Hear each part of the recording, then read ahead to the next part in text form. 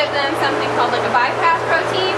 It bypasses all of the microbial digestion so the cow can get that protein. This is the final day of the Young Scholars Camp for Rising 7th graders. This is a celebration. We've been meeting all week.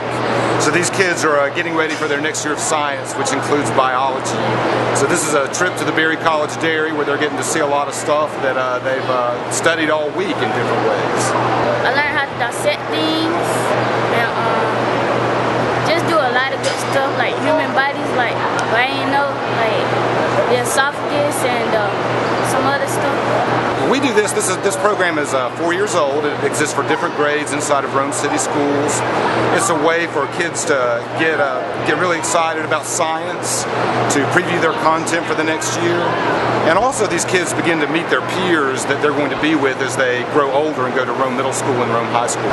I've learned a lot. I learned a lot, like that owls, like we dissected owl throw up, and like I found like bones of mouse, mice, and shrews and everything, and I learned that they can't digest the bones, so that's why they spit them up. Well, they see a lot of stuff all week long. They've been studying both human and animal body systems, all of the body systems.